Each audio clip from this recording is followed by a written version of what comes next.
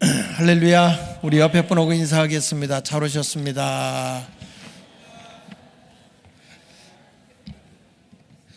이 강단에서 설교할 날도 점점 이제 줄어드는 것 같네요. 이제 가까이 수련회 끝나고 나면 제가 여러분 보기가 그렇게 쉽지 않을 것 같네요.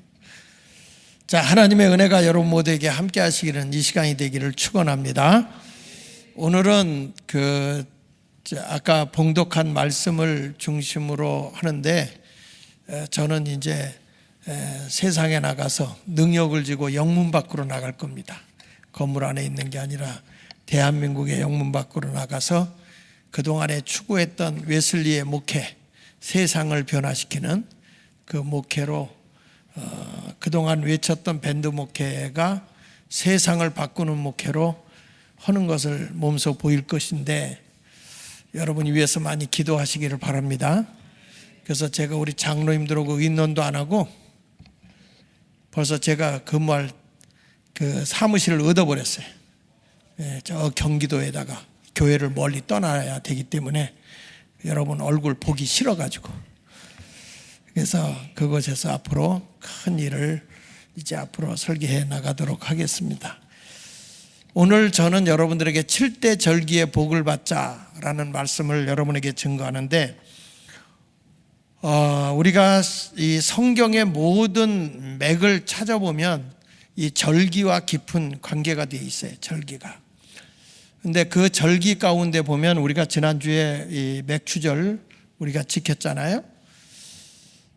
맥추절이라고도 하고 칠칠절이라고도 오순절이라고도 하는데, 문제는 뭐냐면 절기를 자꾸 얘기하는데 절기 속에서 우리가 헌금하는 걸로만 생각하면 안 된다고. 그 속에 담겨져 있는 예수 그리스도가 전하고자 하는 메시지가 있어요. 이게 복음이거든요.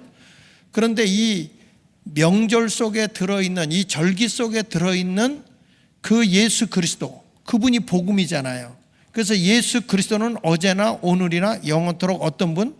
동일하신 분이에요.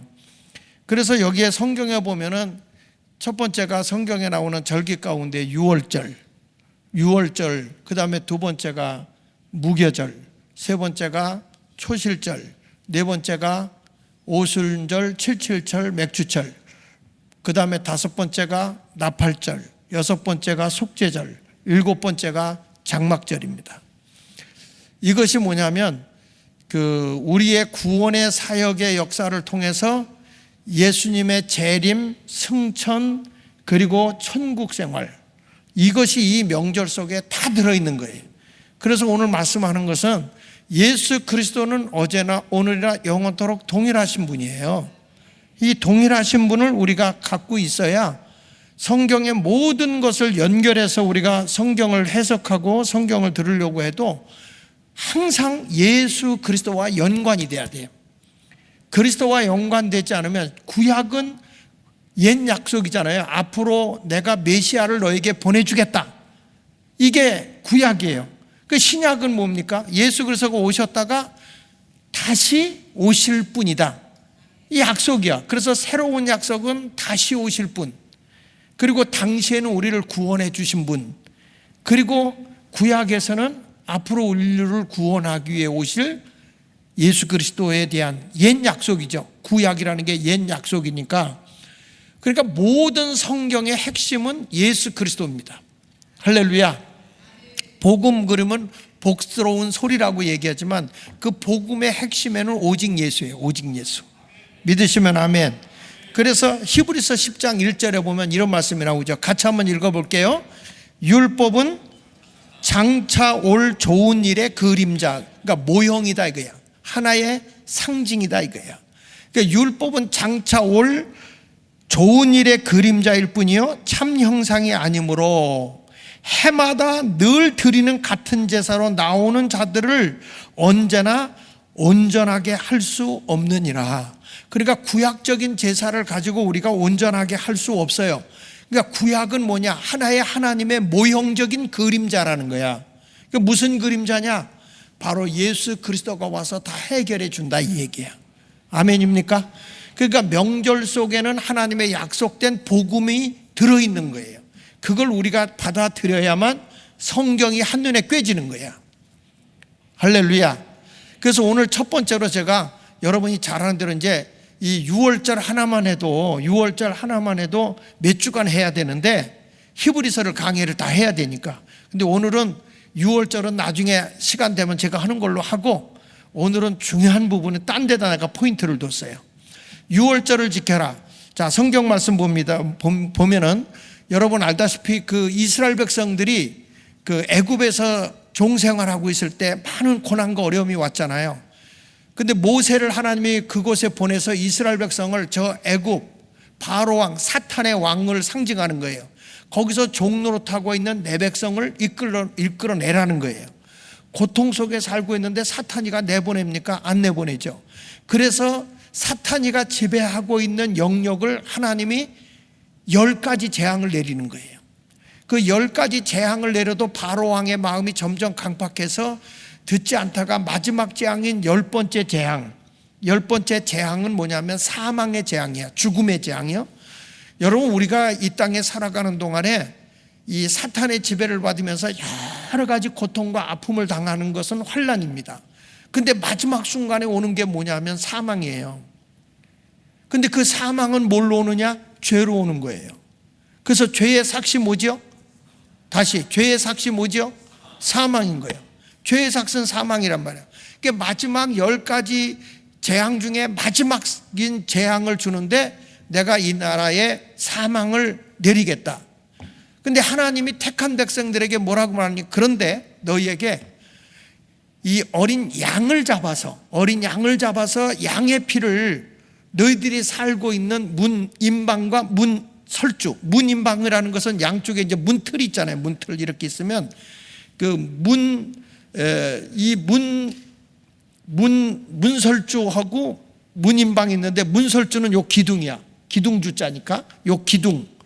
그러니까 여기다가 피를 바르고 그 다음에 아래에다 이렇게 돼 있잖아요. 문인방. 거기다 피를 발라라. 피를 바르면 사망이 오다가 그 피를 보는 순간에 사망이 넘어간다. 그래서 넘어간다는 게 뭐냐면 패스 오버 한다. 지나쳐간다. 그게 그래서 우리나라 말로 번역하면 6월이요. 6월. 그러니까 여러분, 이 피를 보는 순간에 사망이 넘어가는 거예요. 다시요. 그렇게 아멘 해가지고는 사망이 기어들어가. 다시요. 여러분, 여기서 보면 어린 양의 피를 보는 순간에 하나님의 심판의 사망이 넘어가 버리는 거예요. 그러니까 이게 사망과 상관없는 존재가 된다는 거예요. 그러니까 이 어린 양을 피를 발라야만 사망이 물러가는 겁니다. 믿으시면 아멘. 자, 출애굽기 12장 13절 14절 볼게요. 자, 시작. 내가 애굽 땅을 칠 때에 그 피가 너희가 사는 집에 있어서 너희를 위하여 표적이 될지라. 내가 피를 볼 때에 뭐라고 그랬어요? 너희를 넘어간다 그랬어요. 피를 볼 때 너희의 사망으로 오던 것이 아니야. 여기는 피가 발라졌어. 넘어가. 그래서 사망이 안 온다는 거예요. 그러니까 넘어가리니 재앙이 너희에게 내려 멸하지 아니하리라. 믿으시면 아멘. 그러니까 이 피만 바르면 사망도 재앙도 다 넘어가. 그렇게 아멘 해가지고는 재앙은 다 끌어안고 살아. 다 넘어가는 거예요. 그 다음에 이렇게 말했어요. 너희는 이 날을 기념하여 여호와의 절기를 삼아 영원한 규례로 대대로 지킬지니라. 그러니까 이 6월절 절기를 지키라고 그랬어요? 지키지 말라고 그랬어요? 이 절기는 영원히 없어지는 절기가 아니에요. 그럼 목사님, 그 6월절이 뭡니까? 이거는 여러분 성경에 신약에 와서, 구약의 그 6월절을 신약에 와서 이루신 분이 누구냐면 예수님이라고요. 이렇게 말합니다. 예수님은 이 땅에 오셔서 어떻게 죽느냐? 어린 양의 모습으로 오셔서 피 한 방울 남기지 않냐고 인류의 모든 사람들에게 피를 발라준다 이거야. 피. 그 피를 통해서, 예수의 피를 통해서 너희가 죄사함을 받으니까 사망이 물러가, 저주가 물러가, 재앙이 물러가. 그런 분이 신약에 오신다는 거예요. 그게 바로 누구야? 예수 그리스도라는 거죠. 그러니까 구약 시대에 어린 양의 피를 발라서 유월한 것처럼, 사망과 재앙이 넘어간 것처럼 신약에 와서 어린 양으로 오신 예수님의 십자가의 죽음의 피가, 그것이 여러분들의 영원한 사망도 물리쳐 주시고, 예수 안에 있으면 여러분들의 모든 재앙과 고난과 아픔도 예수 이름으로 물러가는 거예요. 그래서 예수 이름으로 명하면 귀신도 나가고, 예수 이름으로 명하면 병도 낫고, 예수 이름으로 명하면 풍요로움도 와지고. 자, 요한복음 1장 29절 읽어보겠습니다. 여러분 잘 아는 거예요. 시작. 이튿날 요한이 예수께서 자기에게 나오심을 보고 이르되, 뭐라고 그랬어요? 보라, 세상 죄를 지고 가는, 뭐라고 그랬어요? 다시, 세상 죄를 지고 가는, 다시, 세상 죄를 지고 가는 죄의 삭시 뭐지요? 그런데 그 죄를 다 짊어지고 가시는 분이, 어린 양 되신 분이 누구냐면 예수님이세요. 그 예수님이 저와 여러분들의 모든 사망과 저주를 짊어졌다. 그 예수만 믿으면 여러분들은 사망과 저주와 재앙이 넘어가는 거예요. 유월하는 거예요. 이걸 지키라는 겁니다. 고린도후서 5장 7절을 볼게요. 고린도후서 5장 7절에 보면, 자, 시작. 너희는 누룩 없는 자인데 새 덩어리가 되기 위하여 묵은 누룩을 내버려라. 묵은 누룩은 뭐냐면 죄와 허물, 그 누룩이라는 게 발효를 시키잖아요. 그러니까 사람을 부패하게 하고 죄를 짓게 하는 거, 이거 내버려라. 예수 그리스도가 오면 뭐라고 했어요? 죄와 허물을 위해서 죽으신 분이잖아요. 예수 그리스도가 우리의 허물과 죄를 위하여 죽으신 분이에요. 그래서 우리를 다시 살리는 겁니다. 허물과 죄로 죽었던 우리를 살리셨다. 그분이 누구예요? 예수 그리스도예요. 자, 그 다음 보세요. 묵은 누룩을 내버려라. 다 같이. 우리의 유월절 양, 유월절 양, 구약의 어린 양이죠. 유월절 양 곧 그리스도께서 희생되셨느니라. 자, 다시 물어봅니다. 구약의 어린 양의 피를 문인방과 문실주에다 발랐을 때 사망과 재앙이 어떻게 됐다고요? 넘어갔어요. 이스라엘 백성들에게는 그게 오지 않았어요. 피를 바른 자는 오지 않았어요. 오늘 이 자리에 와서 예배를 드려도 여러분들이 예수 보혈의 피를 내가 완전히 흡족히 받지 않으면 여러분은 사망과 재앙과 고난과 질병이 나에게서 떠나지를 않아요. 예수의 보혈의 피가 나를 흠뻑 적셔야 되는 거예요. 믿습니까? 그래서 여기 보니까 우리의 유월절 양 곧 그리스도께서 누굴 위해 희생하셨습니까? 나를 위해서 희생하신 거예요.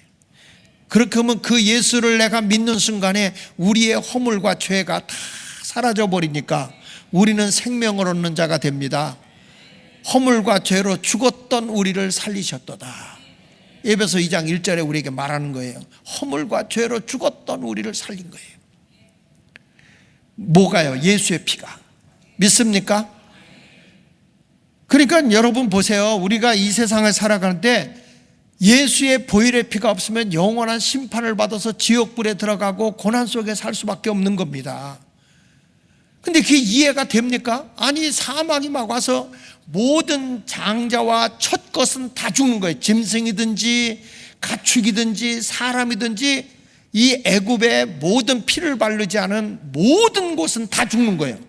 근데 이스라엘 백성이 그곳에 산다 할지라도 문설주와 문인방에다 이 어린 양의 피를 바르지 않았으면 거기는 유월이 안 돼요.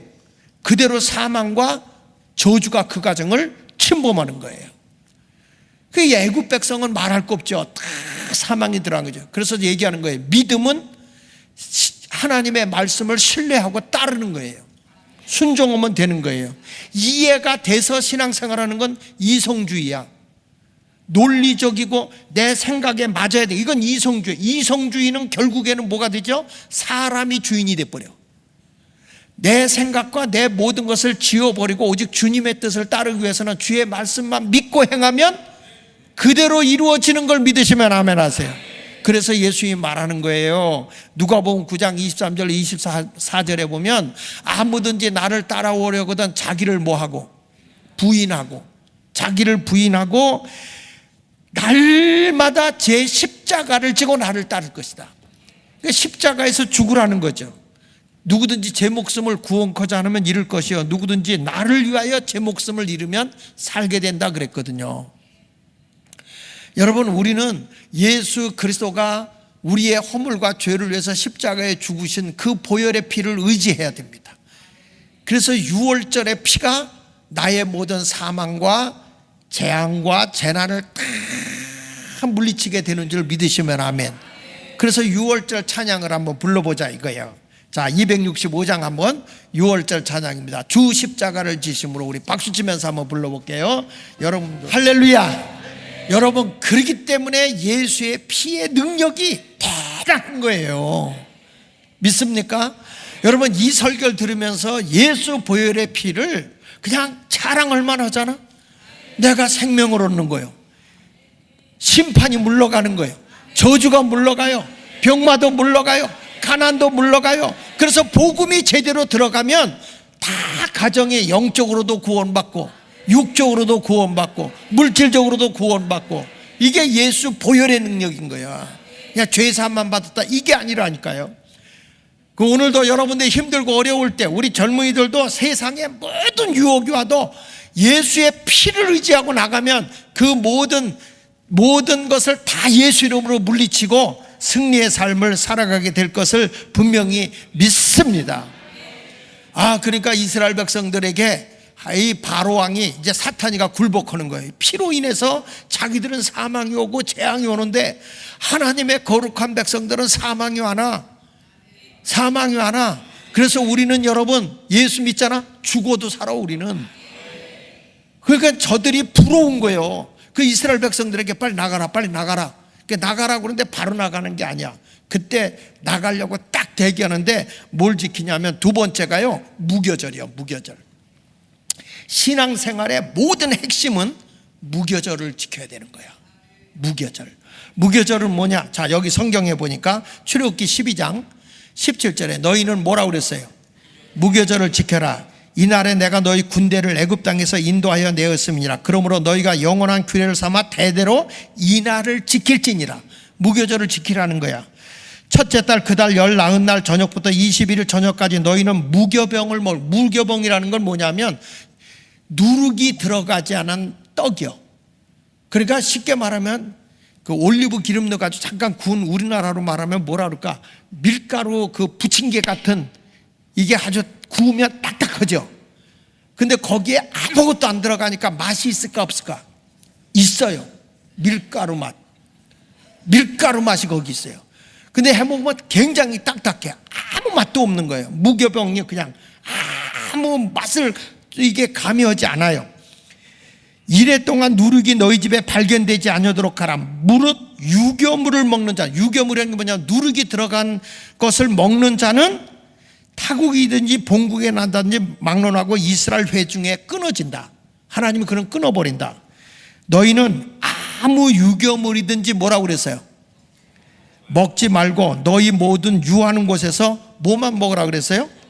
무교병만 먹어라. 무교병만. 그러니까 이걸 이스라엘 백성들이 일주일 동안 이걸 먹는데, 이걸 어떻게 하냐면요, 이스라엘 백성들이 누룩이 하나도 없도록 이게 땅에다가 다 묻어버려요. 그리고 이제 이게 지나고 난 뒤에 3일 후에 끄집어내는 거거든. 3일 후에. 그런데 이게 굉장히 큰 의미가 있어요. 무교병을 일주일 동안 먹지 않는데 무교병이 다 지나고 난 뒤에 3일 후에 누룩 같은 거 감춰놓은 걸 끄집어낸단 말이에요. 3일 후에. 이게 뭘 의미하냐면, 이 무교병이라고 하는 이 의미는 예수 그리스도의 죽음 뒤에 장사질이죠. 장사 지내잖아. 무덤에 들어가시 계시잖아요. 완전히 예수님은 십자가에 못 박혀 죽으실 때 어느 한 군데 꺾인 것이 없어요. 온전히 무덤에 있다가 무덤에 계셨잖아요. 요 절기를 얘기할 때 우리가 무교절을 얘기하는 거예요. 죽음을 의미하는 거예요. 완벽하고 흠이 없는 죽음을 얘기하는 것입니다. 그래서 성경 말씀에 마태복음 12장 38절로 40절에 보면 이런 말씀이 나와요. 그때 서기관과 바리새인 중 몇 사람이 말해서 선생님이 우리에게 표적을 보여주길 원하이다. 많은 표적이 있었잖아요. 그런데 또 표적을 보여달라고 그러니까 예수께서 대답하여 이르시되 악하고 음란한 세대가 표적을 구하나 선지자 요나의 표적밖에는 보일 표적이 없느니라. 요나가 밤낮 사흘 동안 큰 물고기 뱃속에 있었던 것 같이 인자도 밤낮 사흘 동안 땅속에 있으리라. 자, 물어볼게요. 요나가 물고기 뱃속에 있을 때 뭐 먹었나요? 아무것도 안 먹어요. 예수님이 무덤 속에 있을 때 뭐 드셨나요? 시체인데 흠이 없이 아무것도 섞지 않죠. 온전한 죽음을 거기서 겪는 거예요. 내 생각, 내 의지가 없어요. 여러분, 사람이요 물에 빠져서 죽는 순간 있잖아요. 죽어갈 때는, 나는 그 전에 바닷물에 빠져서 죽을 뻔한 적이 있거든. 그때에 아무 생각도 없고요, 살아야지 그 생각만 있더라고. 그때 살아야 되는데 그때 수영할지도 몰라요. 사람이 갑자기 물이 꽉 이게 바닷물에 웅덩이에 쭉 빠져버리니까 다리가 이렇게 오그라지더구만. 근데 그때 생각 속에 내가 살아야 되겠다 하고, 그러면 다른 사람이 나를 건져내게 하려면 보여야 될 거 아니냐. 그래서 내가 손을 올렸다니까. 이게 초등학교 2학년 때야. 손을 올렸다니까. 나를 보고 걔들이 건져서 지금까지 내가 부활한 거예요. 물 엄청 먹었어요, 바닷물을. 그런데 바깥에서 사람도 하는 소리는 다 들려요. 근데 예수님은요 무덤 속에 완전히 거기에 갇혀 있었던 것처럼 우리 예수 믿는 사람들도요 누룩 있는 걸 먹지 말고 신앙생활할 때 무교병을 먹어야 되거든. 이게 무슨 의미를 부여하는 거냐 하면요, 신앙생활에서 제일 어려운 신앙생활이 뭐냐면 무교절 신앙이라는 거예요. 무교절 신앙. 무교절 신앙이라고 하는 것은 이겁니다. 따라합시다. 자아를 죽여라. 예. 완전히 나라는 존재, 나의 뜻, 내 계획, 내 의지, 이런 모든 것을 십자가에 못 박혀 죽어서 완전히 내 자신이 죽어져 무덤 속에 갇혀 있는 것 같이 되어 있는 그 상태가 무교절이에요. 근데 보면은 이 사람들이 전부 다 자기 뜻대로 살고 자기 의지대로 살고 자기 견해대로 사는 거예요. 나의 지정의는 완전히 십자가에 못 박혀 죽어져서 무덤 속에 내가 갇혀 있어야 되는 거예요. 그런데 교회 오면 내가 살아있는 거예요. 왜 그럴까요? 무교병을 먹지 않기 때문에 그런 거예요. 무교절을 지키지 않으면 여러분 절대로 우리는 초실절이 없어요. 부활이 없다 이 말이야. 부활이. 내가 죽어져야 하나님의 새로운 은혜가 내 속에서 나타나는 겁니다. 그 사도 바울이 늘 하는 얘기가 뭘 외칩니까? 나는 날마다 죽노라. 나는 날마다 죽는다. 내 의지대로 살지 않는다. 나는 오직 하나님의 뜻만 따른다는 거예요. 나와 세상은 간 곳 없고 오직 주님만 보이신다는 거예요. 여러분, 고린도서 15장 31절에 이런 말씀이 나오잖아요. 형제들아, 내가 그리스도 예수 우리 주 안에서 가진 바 너희에 대한 나의 자랑을 두고 달아노라니 나는 날마다 뭐하노라? 이게 무교병을 먹는 거예요. 교회 와서 보면 전부 다 자기 생각이야. 자기 논리, 자기 기준, 자기 뜻. 내 마음에 안 들면 다 틀려버리는 거야. 그러니까 교회는 내가 이끌고 가버리니까 주님이 여러분을 인도할 수 없는 거예요. 새로운 생명이 내 속에서 역사할 수가 없는 거다 그 말이에요. 완전히 죽어져야 초실절인 부활의 첫 열매 되신 예수님과 같이 부활을 할 수 있는데, 내가 죽어진 적이 없는데 어떻게 부활하냐고요. 여러분들이 생활하는 것이 그날이 그날로 날마다 변함이 없이 살아가는 이유는 아직도 내가 나를 살려놓고 있기 때문에 그렇다는 거예요. 예수 안에서 내가 죽어지지 않는 한, 내 욕심대로 모든 것을 살아가고 있는 한 하나님은 여러분을 살려낼 수가 없어요. 믿어도 안 됩니다. 목사님 어떻게 하면 좋습니까? 여러분들이 살아있는데 어떻게 그 일이 될 거겠어요? 고린도후서 10장 5절로 6절을 볼게요. 거기 보면 하나님을 아는 것을 대적하여, 우리가 말이야 내가 살아나니까 하나님에 대해서 대적하는 거예요. 하나님을 경험으로 알아가야 돼. 하나님 필요 없다 이거예요. 내가 제일이라는 거예요. 내 생각하고 안 맞으니까 못 믿겠다는 거예요. 안 따라가는 거예요. 제가 지금도 목회하면서 여러분 이제 마지막 단계니까 뭘 못하겠어요. 다 하지 이제는. 여러분들이 배운 지식 갖고 신앙생활 할 수 있냐고. 내 경험 갖고 됩니까? 내 의지대로 됩니까? 난 이제까지 목회하면서 내 의지대로 내 뜻대로 됐으면요 우리 교회 굉장히 부흥했어요. 내 뜻대로 되는 게 아니야. 하나님의 계획 안에서 이루어지는 거죠. 그래서 보세요. 하나님의 아는 것을, 내가 사니까 아는 것을 대적하여 높아진 것, 내가 높아진 것, 그걸 다 무너뜨려라. 그거 무너뜨려야 된다는 거예요. 너라는 존재를 무너뜨려라. 그리고 뭐라고 얘기하냐면 모든 생각을 사로잡아 그리스도에게 뭐 하게 하라? 복종하게 하라. 모든 것을 다 생각을 잡아서 오직 예수님께 복종해라. 이게 무교병이야. 무교병. 내가 있어 없어요? 없어. 주님밖에 없어요. 오직 주님만 따라가는 거예요. 그러면 하나님이 역사하시죠. 다시요, 내가 하나님을 안다면 너를 대적하는, 하나님을 대적하는 높은 것 있잖아. 그거 무너뜨려.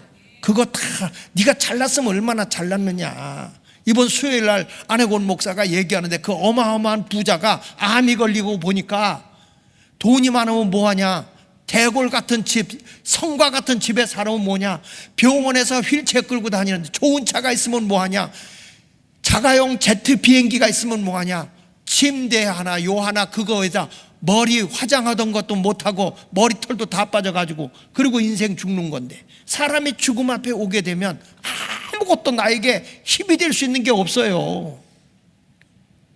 멋내고 좋은 옷 입고 뭐 거드름 피고 다녀봐야 병들어서 병상에 누워있으면 내가 할 수 있는 일이 뭐 있어요?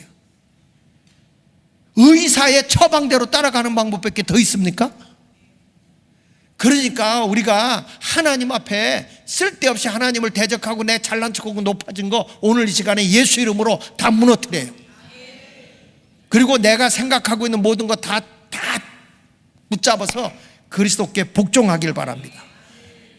그러면서 이렇게 나와서 6절에 보니까 너희의 복종이 온전하게 될 때에, 모든 생각을 그리스도께 복종시킬 때에 모든 복종하지 않는 것을 버리려고 준비하는 중에 있다. 아, 세상에, 우리 주님이 말이야, 복종하지 않을 때는 내가 너희에게 하나님의 심판의 벌을 준비하고 있다는 거야. 내가 사는 일이 뭔가 그랬더니 주님 안에 내가 죽어져 있는 게 사는 길이요. 거기에 부활이 오는 거예요. 할렐루야. 여러분, 나를 죽이고요, 날마다 나를 그냥 온전히 죽여서 무덤에 사세요. 무덤 속에 있으라고. 입술로만 믿습니다 믿습니다 하지 말고 나는 죽고 예수로 살아야 될 줄로 믿습니다. 그럼 우리는 내 뜻이 아닌 주님의 뜻만 따라가면 돼요. 예수님도 뭐라고 그래요? 내 뜻대로 하지 마시고 아버지의 뜻대로 되길 원합니다. 십자가라고 하는 것 앞에 놓고 어떻게 하든지 이 십자가를 할 수만 있으면 내게서 옮겨주십시오, 옮겨달라고 예수님이 기도하잖아요. 그리고 최후의 마지막에 뭐냐면, 그러나 내 원대로 하지 마시고 아버지 원대로, 내 고집대로 가는 거 아니에요. 하나님이 원하는 대로 가는 거예요. 하나님이 계획한 대로 가야 될 줄로 믿습니다.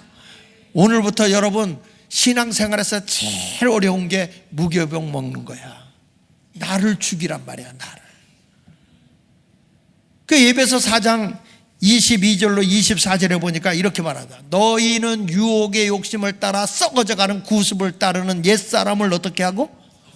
옛사람은 완전히 버려라 이거야. 죽여라 이거야. 그리고 23절에 이게 초실절이야. 다시 사는 거죠. 오직 심령이 새롭게 되어 하나님을 따라 의와 진리의 거룩함으로 지으심을 받은 새 사람을 입으라.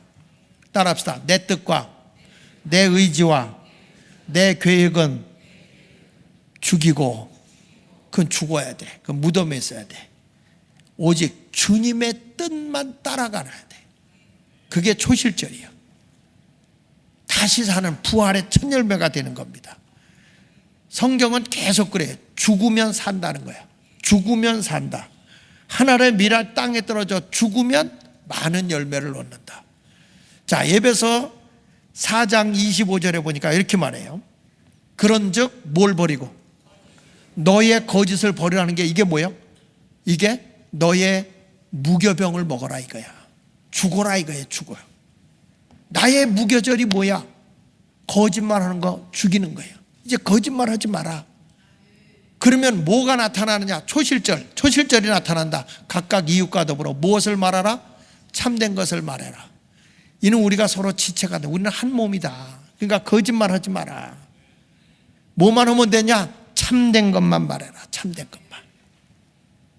믿으십니까? 믿으십니까? 성경은 그렇게 말해요. 그냥 또 28절에도 보니까 4장 24절에 보면 이렇게 도둑질하는 자는 다시는 도둑질하지 마라. 이제 내 의지대로 사는 거 죽여라.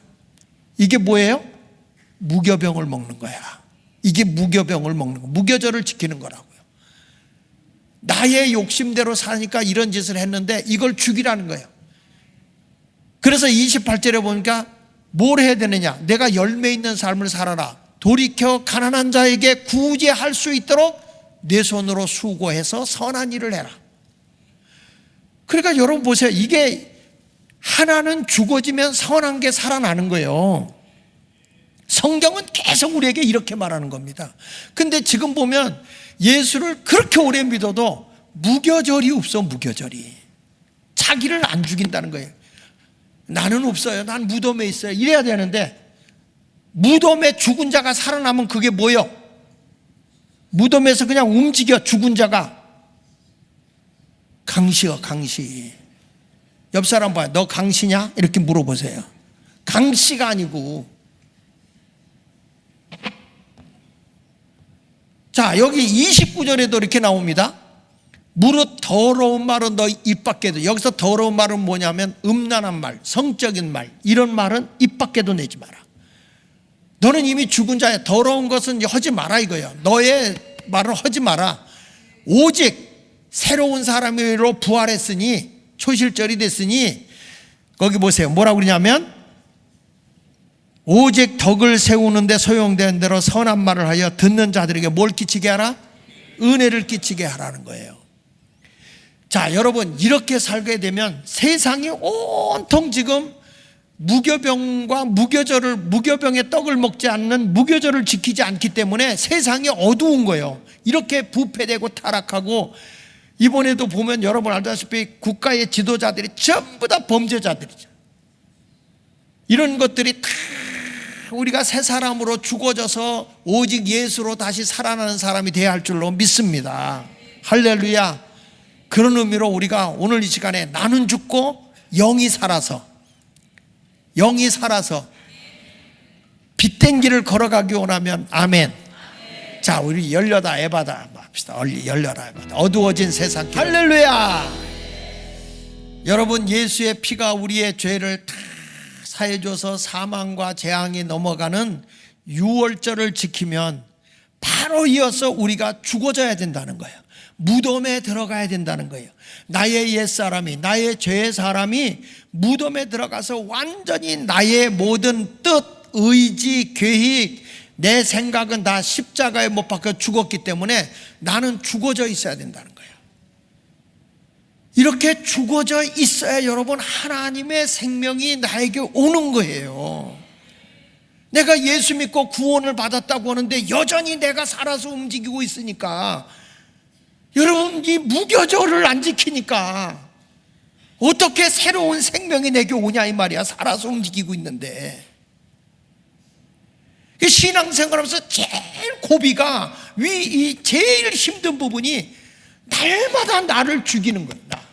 난 무덤 속에 있어야 되는 건데 그게 없어서 계속 나도 모르게 내 자아가, 내 욕망이, 내 욕심이 계속 치고 올라오다 보니까 여전히 내가 죄 속에 있는 거거든요. 그 제일 힘든 부분이 무교절을 지키는 거예요. 무교절. 자, 무교절로 지켜져서 내가 완전히 새 사람이 되어졌잖아요. 누구든지 그리스도 안에 있으면 새로운 피조물이잖아요. 그러는 순간에 우리 주님이 세 번째로 지키라는 게 뭐냐? 무교절 다음에 지키라는 게 따라합시다. 초실절을 지켜라. 자, 레위기 23장 10절로 11절 한번 볼게요. 자, 시작. 이스라엘 자손에게 말하여 이르되 너희는 내가 너희에게 주는 땅에 들어가서 너희 곡물을 거둘 때에 너희 곡물의 첫 이삭 한 단을 제사장에 가져갈 것이요 제사장은 너희를 위하여 그 단을 여호와 앞에 기쁘게 받으심이 되도록 흔들되 안식일 이튿날에 흔들 것이다. 이스라엘 백성이 이제는 너희가 죽음의 강을 건너서 하나님이 주신 땅에서 첫 수확을 거두지 않았냐. 그 첫 수확을 들고 제사장에 가지고 가서 제사장이 그걸 받아서 감사와 헌신에 대해서 감사하며 흔들면서 제사를 드려라. 이게 초실절이야. 초실절. 첫 열매에 대한 감사와 헌신의 표현입니다. 여러분, 이것은 뭘 우리에게 얘기해 주는 거냐면 사흘 뒤에 무덤이 열리고 예수님이 부활하셨잖아요. 부활하셨잖아요. 여러분, 죽음을 이기고 영원한 생명을 주게 하기 위해서 부활의 첫 열매로 오신 분이 예수님이야. 영적의 초실절이 되신 분이 예수 그리스도라고요. 성경 말씀을 볼게요. 고린도전서 15장 20절에 보면은 그러나 이제 그리스도께서 죽은 자 가운데서 다시 살아나사 잠자는 자들의 뭐라고 그랬어요? 첫 열매야. 잠자는 자. 그러니까 예수가 부활했다고 해서 예수만 부활한 게 아니라 우리가 주 안에서 다 6월절에 피로다가 사망에 넘어가고 허물과 죄에서 벗어났던 내가 이제는 나를 다 죽여서 무교병을 먹고 이제 무교절을 지켜서 나는 없고 오직 예수로 살던 내가 예수가 부활한 것처럼 잠자는 자들의 첫 열매가 예수님인 것처럼 우리도 예수님과 같이 뭘 하냐? 부활이 일어난다 이거야. 새로운 부활의 역사가 일어난다는 거예요. 그래서 이 부활의 첫 열매를 보고 너무 기뻐서 제사장들이 그걸 가지고 감사와 헌신에 대해서 주님 앞에 영광을 돌리는 거예요. 이게 우리가 말하는 부활주일이요. 부활절. 감사함으로 드리는 거지. 아멘이 괜찮다. 그래서 여기 보세요. 뭐라고 말하냐면 사망이 한 사람으로 말미암아 왔으니 죽은 자의 부활도 한 사람으로 말미암아 온다. 아담이 죄를 범한 것 때문에 인류가 다 죄인이 된 것처럼 마지막 아담이신 예수 그리스도가 부활하심으로 우리도 다 부활의 열매가 된다는 거예요. 신앙은 여러분 무교절을 지키면은 나도 부활을 믿고 사는 거예요. 우리는 죽어도 산다는 거 확신합니까? 예수 믿는 사람은 그래서 죽어도 슬퍼하지 않는 거예요. 우리는 영원한 안식의 생각이 있고 마지막 때 우리는 부활이 있거든요. 42절에 거기 보면 이런 말이 나와요. 22절에 아담 안에서 모든 사람이 죽은 것 같이 그리스도 안에서 모든 사람이 삶을 얻으리라. 믿으십니까? 여러분들도 잠자고 있자가 다시 부활하게 된다는 걸 믿으시면 아멘 하세요. 그러니까 초실절은요, 여러분들이 다 내가 죽어져서 무덤 속에서 죽어졌는데 다시 살아. 여러분 하늘의 미랄이 땅에 심겨졌는데 살아. 그 성경은 말한 거예요. 살고자 하는 자는 다 죽어야 되는데 죽는다는 건 뭐냐? 심어져야 돼. 주님 앞에 내 자신을 심으세요. 주님 앞에 내 자신을 다 드려라 이 말이야. 그러면 우리는 산다는 거예요. 산다는 거. 요즘에는 이 사명자들이 주를 위해 살다 주를 위해 죽겠다는 그런 각오들이 없어. 그러다 보니까 부활의 경험이 없는 거예요. 부활의 능력이 없는 거예요. 삽니다 여러분. 다시 삽니다. 만나는 사람마다 얘기를 해보면 저분이 부활이 있어 없어? 뭘 보냐? 말마다 희망 있고 소망 있는 얘기를 하는 사람은 부활이 있는 사람이야. 아, 이 사람은 곧 초실절의 열매가 맺어지겠네. 근데 말끝마다 나는 안 돼, 나는 실패해, 나는 못해, 이런 사람들에게는 이미 내가 살아서 내 생각대로 사는 사람이에요.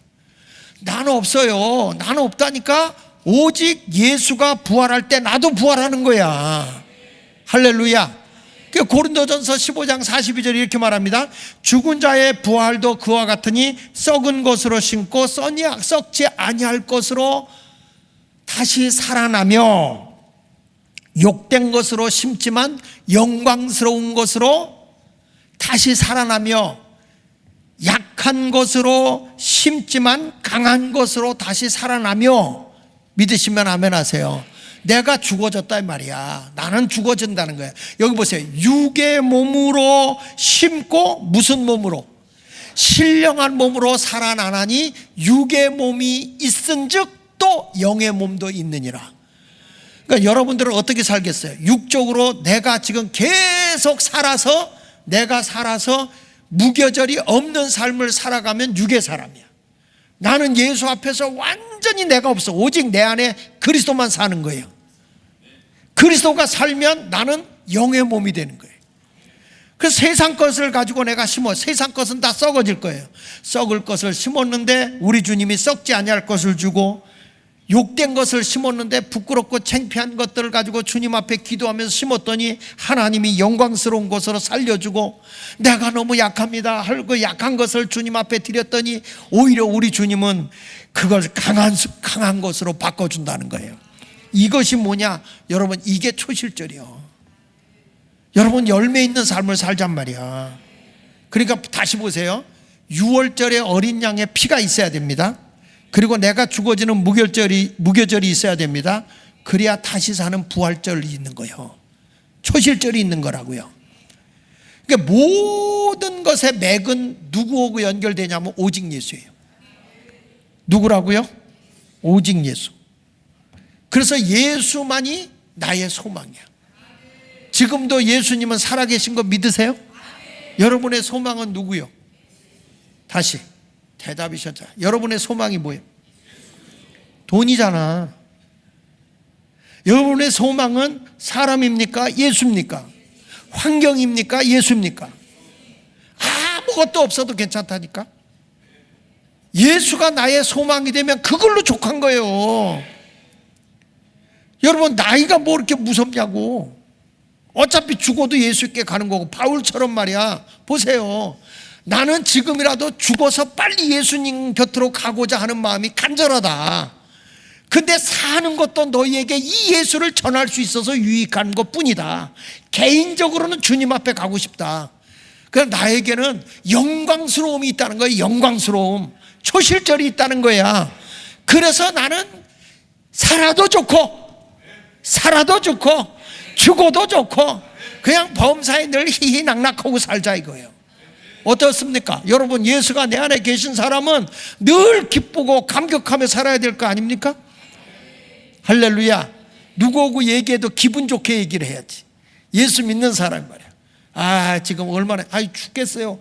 제발 그 말 좀 하지 마. 어차피 죽은 잔데 살 거밖에 없는데. 딱 그래. 오늘부터 어때? 나 무교병 지금 먹고 있어. 나는 곧 초실절이 와. 부활이 와. 새 생명이 와. 할렐루야. 한번 찬송 하나 더 해. 살아계시. 할렐루야. 박수로 하나님께 영광 돌립니다. 할렐루야. 오늘부터 여러분들의 이 무교절을 지키면서 나의 지정의는 내려놓자. 내가 세상적인 알고 있는 것, 내 마음, 내 행동, 내 의지 다 내려놓고 주님의 지정의로 살자. 우리 주님의 그 알게 하시는 것, 우리 주님의 마음, 주님이 원하는 그 길만 따라가게 되면 우리는 소망이고 부활이고 희망이고 하나님의 약속된 열매가 쫙 나타나게 될 걸 믿으시면 아멘. 할렐루야. 그래서 따라합시다. 6월절, 무교절, 초실절. 그리고 이제 오늘 여기까지만 할 건데 다는 못하고 다음 주에 이어서 할게요. 따라합시다. 오순절. 따라하세요. 오순절을 지키자. 이제 요게 이제 우리가 말하는 예수 부활하고 나서 우리가 77절이라고도 하고 오순절이라고 하고 지난주에 지켰던 맥추절이에요. 맥추절. 그래서 출애굽기 23장 16절 3만절에 보면은 주님의 명령이야. 맥추절을 지켜줄래? 이러지 않았어요. 맥추절을 지켜라. 이는 내가 수고하여 밭에 뿌린 것에 첫 열매를 거두는 거다. 그런데 우리들이 생각할 때는 이제부터 여러분 열매를 막 거둬야 되거든. 열매를. 근데 그 열매를 거두기 위해서 힘도 있어야 되고, 다시 말하면 능력이 있어야 돼요. 그래서 우리 주님이 이제는 이런 모든 열매 있는 삶을 위해서 부활을 경험한 자들에게 이제는 내가 많은 영혼을 구원하는 그런 사람이 되어야 된단 말이에요. 그래서 뭘 줬느냐? 사도행전 2장 1절에 오순절날에 성령이 강림한 거예요. 할렐루야. 자, 보실까요? 사도행전 2장 1절 오순절날이 이미림에, 이게 이제 맥주절입니다. 예? 그러니까 다시 말씀하지만 여러분, 성경은 구약이나 신약이나 항상 예수 그리스도 안에 엮여 있는 거야. 구약은 예수 그리스도가 오기 전의 약속이고, 예수님 오셨을 당시에는 바로 예수님 당시고, 지금 신약 시대라고 하는 것은 앞으로 오실 예수 그리스도의 약속, 새로운 약속.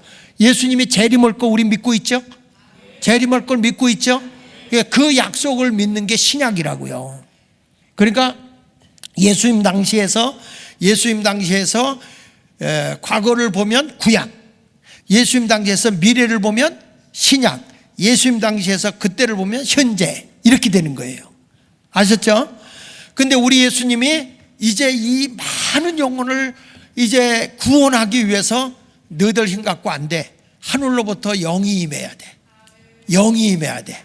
그래서 오순절날 이름에 그들이 다 그때 한 곳에 모여서 이제 저녁 기도를 힘쓰는 거지. 영은 우리 주님은 인격의 신이기 때문에 사모해야 줘요. 사모하지 않으면, 이 자리에 왔어도 말씀을 듣는데 아멘, 저건 나에게 주는 말씀이야, 이렇게 사모하면 은혜가 와요. 그런데 이 말씀을 못 받아들이는 사람이 있어요. 받아들이질 못해. 지정이를 죽이세요. 왜 내가 죽여? 나는 죽어줘야 된다니까. 내 안에 계신 예수로 살아야지. 예수님의 지식으로, 예수님의 마음으로, 예수님이 원하시는 그 행동으로 살아가면 되는 거예요. 아멘. 근데 이때 보니까 2절에 이렇게 말합니다. 오순절날 이름에 그들이 다 한 곳에 모였는데 호련히 하늘로부터 급하고 강한 바람 같은 소리가 있어 그들이 앉아 온 집에 가득하며 성령의 기운이 가득하면서 마치 불이 혀처럼 갈라지는 것들이 그들에게 모여 각 사람 위에 하나씩 임하여 있더니, 그랬어요. 그래서 여기서 깨닫는 게 뭐냐면, 오순절의 성령의 역사는 두리뭉실하게 가는 게 아니야. 각 사람이 성령을 받아야 되는 거예요. 따라합시다. 각 사람이. 아니, 우리 남편이 받았으니까 난 됐어, 이러면 돼? 안 돼요. 우리 아내가 받았으니 난 되지, 우리 자녀들이 받았으니까 안 됩니다. 성령이 각 사람 위에 하나씩 있어야 되는 거예요. 각 사람이 하나씩 임하였더니 그들이 다 성령이 충만함을 받고 성령의 말하게 하심을 따라 다른 언어들로 말하기를 시작했다. 할렐루야. 이게 뭐냐? 나는 오늘 여러분 1대1로 성령 받으시길 바라요. 오늘도 기도할 때 누가 받았으니까 난 됐어 그러지 말고 내가 오늘 받아야 된다. 내가 죽어져 있으면 오늘 이 시간에 성령이 각 사람 위에 일어나는데 영적인 체험이 있기를 바랍니다. 우리 예수 말교회 성도님들은요, 늘 성령으로 충만해야 돼. 예? 항상 성령 충만, 또 충만, 재충만, 막 성령 충만하고 말씀이 떨어지면 아멘 아멘 하면서 다른 걸로 안 돼요. 그래서 스가랴 4장 6절에 보니까 내 힘으로 능력으로 안 된다. 오직 나의 신으로 된다. 나의 영으로 된다. 성령으로 된다 그랬어요. 모든 일은 성령이 오면 다 되는 거예요. 그리고 이 성령은 무슨 영이냐면 따라서 선교의 영이다. 선교의 영이기 때문에 복음이 오잖아요. 가만히 안 있어요. 이 성령은 계속 전달하게 돼 있어. 그러니까 오직 성령이 너에게 임하시면 너희가 권능을 받고 그랬죠. 권능이 오면서 예루살렘과 온 유다는 이스라엘이에요. 그러니까 예루살렘에 전하면 예루살렘 성에서부터, 그러니까 서울에서부터 대한민국이 다 퍼져나가듯이 예루살렘을 통해서 이스라엘 전체 유다 나라에 다 복음이 전파되고, 그 다음에 그 옆에 있는 사마리아 동네, 예루살렘과 온 유다가 사마리아와 그 다음에 어디라고 그랬어요? 땅끝까지. 그러니까 예루살렘에서 임했던 성령은 사마리아로 가고, 사마리아에서 에베소로 가고, 에베소에서 성령이 또 에베소에 모였던 것이 고넬료 집으로 가잖아요. 베드로가 가서 고넬료 집에 임하고, 고넬료 집에 임했던 성령이 또 바울을 통해서 소아시아로 복음이 전해지게 되고, 소아시아에서 내가 복음 전해야지 하는데 하나님이 안 돼, 유럽으로 가, 마게도냐로 가. 그래서 복음을 들고 마게도냐로 가는데, 여러분, 바울이 자기는 가고 싶지 않아. 그런데 하나님이 강권하니까 생명의 위협을 무릅쓰고도 계속 복음을 전하러 가는 겁니다. 왜 그러냐? 성령은 나 혼자 갖고 있질 않아요. 계속 전하는 거야. 예수 믿으세요. 예수 피가 우리의 생명을 줍니다. 사망이 물러갑니다. 재난이 물러갑니다. 저주가 떠나갑니다. 예수를 믿어보세요. 예수 피가 우리를 구원합니다. 그래서 이제 예수 안에 어느 정도 들어오면 나를 죽이세요. 나와 세상이 없어야 돼요. 오직 예수만 보여야 돼요. 나는 죽어 무교절을 지키세요. 그러면 거기서 생명이 막 살아나요. 생명이 살아나요. 막 열매가 나타나요. 그래서 나 예수 믿고 이렇게 달라졌어요. 막 간증이 나오는 거야. 부활의 역사. 예수님이 부활한 건 첫 열매가 된 것처럼 우리도 살게 돼요. 근데 이 여러분이 가는 곳마다 뭐가 있느냐? 능력이 나타나는 거야. 성령의 역사를 통해 막 능력이 각 사람에게 주어지는데, 다른 거 없습니다. 예수 마을교회는요, 얼마나 똑똑하냐, 얼마나 사람이 많이 모이느냐. 여러분, 성령이 충만하잖아. 그냥 오게 돼 있어. 수많은 일꾼들이 성령으로 오는 거예요. 요즘에 보니까 나라를 위해서 왔던 사람들이 말이야, 오다가 막 나라 외침 뭐 이런 거 안 한다고 삐져갖고 또 가는 인간들도 있어. 여러분, 교회는요 나라로 되는 게 아니요, 성령으로 되는 거지. 성령이 역사하면 나라 속에도 다 파고들어. 여러분, 제가 그랬잖아. 나 이제 예수마을교회를 떠나서 땅끝까지 대한민국을 다 바꾸는 일을 할 거고. 아멘. 그런데 지금 보면 막 사역하는 분들이, 우리 안혜군 목사님도 또 아프리카 큰 센터로 가서 또 일을 더 크게 벌릴 것 같아. 내가 보니까 이제 또 어느 목사님은 자기는 또 나가서 적은 우리에게 두지만 나가서 막 활동하겠다 이래요. 저는 참 좋은 거예요. 세상을 파고 들어가서 그리스도인들이 세상을 바꿔야 된단 말이야. 아니 뭐 적그리스도에 뭐 공산당이다 빨갱이다, 아니 복음이 들어가면 다 뒤집어지는 건데 뭐. 복음이 들어가면 되는 거예요. 오직 예수밖에 없습니다. 그러면 그 선교의 영이 임하기 위해서 뭐냐? 성령을 받아야 될 거 아닙니까? 그러니까 이 마게도냐 유럽을 지나서 유럽에서 또 어디로 가냐? 로마를 굴복시켜 버리잖아. 로마를 굴복시키고, 이 로마에서 또 어디로 갔느냐? 미국으로 건너가네. 영국을 거쳐서 미국으로 가네. 유럽인 영국을 거쳐서 미국으로 가네. 미국으로 가더니 미국에서 복음이 한국까지 왔네. 이 동네 말귀를 못 알아들어. 이 복음이요 그냥 오는 게 아니라 성령은 막 선교의 영이기 때문에 가만히 있질 못해. 그게 한국에 오니까 지금 한국에 얼마나 많은 선교사들이 세계에 나가 있는지 아십니까? 엄청나게 나가는 겁니다. 이런 역사를 보면은, 앞으로 우리 예수마을교회는, 제가 이제 45년 끝나고 가는데, 앞으로 뭐냐? 희년 50년이 됐을 때는 교회가 희년의 복음으로 빚도 다 탕감하고 부채 다 하잖아요. 그리고 눌려있는 데 자유함을 얻고 부채가 다 탕감되는 거니까, 하나님의 역사하신 가운데서 우리가 희년을 통해서 이제는 세계를 주름 잡는 그런 교회가 어느 교회가 돼야 돼. 믿어지면 아멘 하세요. 할렐루야. 제가 이제 예수마을교회 놓고 가지만, 이제 앞으로 이 학교도 더 크게 확장을 시키는 데 내 꿈을 갖고 있어요. 이 학교가 앞으로 교회를 크게 돕는 일을 해야 된다. 작은 거지만 이것이 큰 역사를 이룰 거를 저는 분명히 믿어요. 아멘을 못 믿는 표정을 짓지 왜? 엄청난 역사가 임할 걸 믿으세요. 할렐루야. 그리고 제가 이제 담임 목사 되는 교회가 지금 하나 생겼어요. 기업을 중심으로 해서는 그건데 미라클 교회라고 생겼어요. 제가 지난주에 가서 설교했어요. 벌써. 거기 지금 담임 목사가 누구냐? 장학일이야. 이거는 뭐냐? 기업을 키워서, 이 기업은 어떤 기업이냐? 성경대로 살아보는 거예요. 주라, 그래야만 내가 너에게 주리니 후이되어 누르고 흔들어 넘치도록 안겨주는, 나눔으로써 부를 이루는 교회를 세우는 거예요. 분명히 하나님의 복음을 이루는데 그런 아이디어와 그런 힘을 가지고 있는 사람들이 있더라니까. 세상 속에 가보니까 하나님이 다 예비해놨어 벌써. 왜 얼굴들이 못마땅한 표정을 짓고 있지? 그렇게 된다니까요. 믿으세요. 걱정할 거 없어요. 하나님이 일하시면 되는 거니까. 믿으시면 아멘 하세요. 할렐루야. 여러분 보죠. 오순절 사건 후에 로마의 네로 황제가 예수 믿는 사람들을 다 잡아 죽이잖아요. 기독교인들이 얼마나 핍박을 받습니까? 그때 로마를 발전시키고 로마의 도시를 짓고 막 건물을 짓고 화려한 건물들을 짓잖아요. 이걸 위해서 그 로마의 그 건설업자들이 모래 채취를 많이 하거든요. 근데 이 로마의 땅 속에 어마어마한 그 모래들이 많이 있는데 그걸 다 판 거야. 파가지고 건축을 했거든요. 그런데 기독교인들을 그렇게 잡아서 죽이려고 하니까 기독교인들이 어디로 가서 숨어서 신앙생활하냐면 카타콤으로 들어가서, 땅 속의 굴이에요. 땅 속에. 이 굴을 기독교인들이 판 게 아니에요. 이미 로마인들이 건설할 때 이미 땅을 파놓은 거야. 모래 채취를 위해서.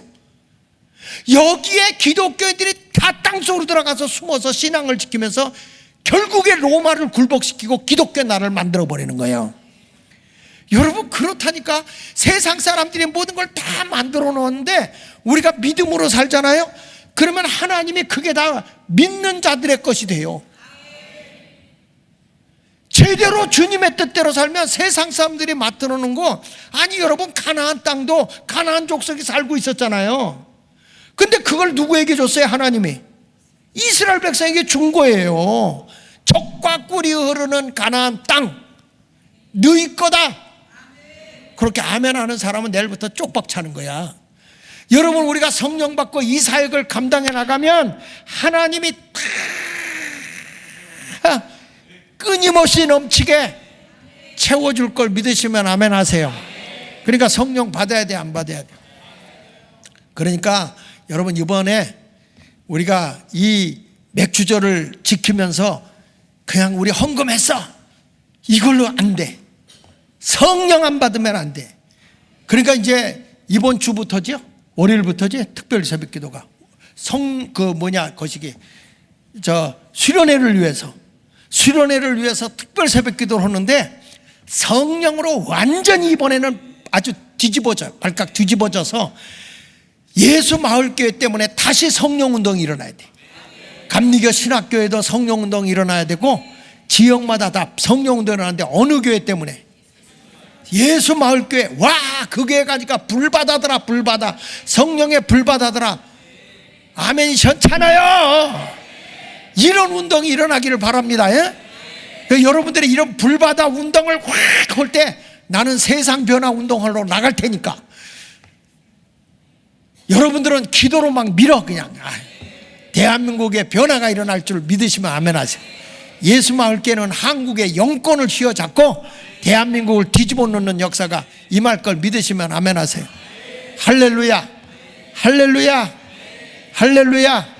지금도 우리의 지금 얘기, 내가 아직 우리 박 목사 할 거지만은 이제 이 다음에 올 후임자 박 목사님 선정해서 이렇게 보니까 길거리에서 찬양 인도를 그렇게 멋있게 했던 분이 우리 교회 지원했더라고요. 이분이 막 굉장히 성품도 좋고, 들은 얘기야 나는. 사모님하고 같이 신학을 같이 했다는 것 같아. 공연하고 군대에 가서도 뭐하고 많은 찬양 사역을 그렇게 잘하는 것 같아요. 그런 분들이 와서 불 붙여야 돼. 근데 찬양 기술로 하는 게 아니라 성령으로 하는 거죠. 할렐루야. 이번에 그런 역사가 임하도록 한번 해봅시다. 이번에 그 수련회 때 한번 멋지게 한번 해보실래요? 일어나 볼래요? 우리 예수 마을께 살려보실래요? 할렐루야. 우리 아이들까지 말이야, 지금 저 아프리카까지 선교하러 간다고 애들이 거기까지 가는데, 초등학생들이 그 훈련 받고 막 하고 있잖아요. 그러니까 이게 예수마을교회가 보통이 아니라니까. 지금 막 가슴에서 찬송가 불러요. 불타는 이 가슴을 알아주세요, 말 못하는 이 심정을 알아주세요 하면서 뭔가 막 쭉쭉쭉쭉 뻗어나가는데 끝나는 게 아니에요. 오늘도 장로님 들어서 목사님 나는 은퇴 없어. 은퇴 없어. 난 예수마을교회의 담임자만 안 될 뿐이지 은퇴는 없어. 생명 다할 때까지. 막 왜 그런지 가슴이 울렁거려. 하나님의 역사하신 가운데 큰 역사를 이루기를 원하면 아멘 합시다. 할렐루야. 오늘은 여기까지만 하고 다음에 시간 되면 제가 하도록 하겠습니다. 자, 오늘 이 기쁜 소식을 하면서 준비하시는 거 하나님께 드리면서